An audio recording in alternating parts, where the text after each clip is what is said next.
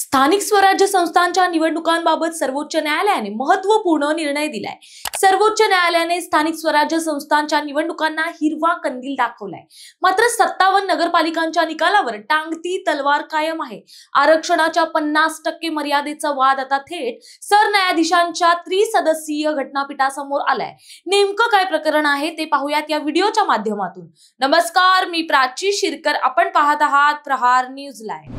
महाराष्ट्रातील स्थानिक स्वराज्य संस्थांच्या निवडणुका होणार यात काही वाद नाही, कारण सर्वोच्च न्यायालयाने नगरपरिषद आणि नगरपंचायत निवडणुका निर्धारित वेळेतच होतील, कोणतीही स्थगिती नाही असा महत्त्वपूर्ण निर्णय दिलाय। हा पण एक महत्त्वाची बाब ही सर्वोच्च न्यायालयाने नमूद केली आहे, ती म्हणजे ज्या 40 नगरपरिषदा आणि 17 नगरपंचायतींमध्ये ओबीसी आरक्षण 50%पेक्षा जास्त झाल्याचा आक्षेप आहे, त्या ठिकाणी ही निवडणुका होतील। मतमोजणीही होईल, मात्र निकाल 21 जानेवारी 2026 पर्यंत न्यायप्रविष्ट राहील।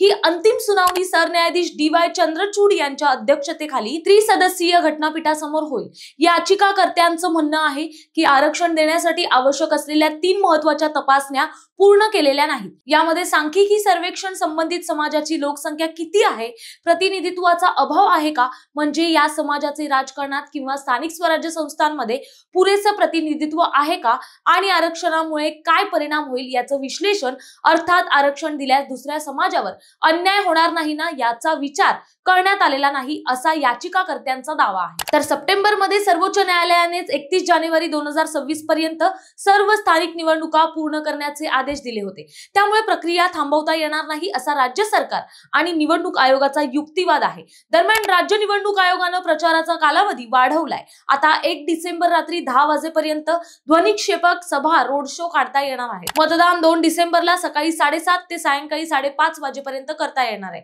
आता 2 डिसेंबरला मतदान कोणत्या पक्षाला कौल देतो आणि 21 जानेवारीला न्यायालय कोणत्या बाजूला कौल देते हे पाहणं औत्सुक्याचं ठरणार आहे। त्यामुळे निवडणूक होईल, मात्र निकाल थांबेल। महाराष्ट्राच्या राजकारणात सस्पेन्सच राहील। तुम्हाला काय वाटतं हे आम्हाला कमेंट्स मध्ये नक्की कळवा, आणि अशाच नवनवीन व्हिडिओ पाहण्यासाठी प्रहार न्यूज लाईनला लाईक, शेअर आणि सबस्क्राईब करायला विसरू नका। धन्यवाद।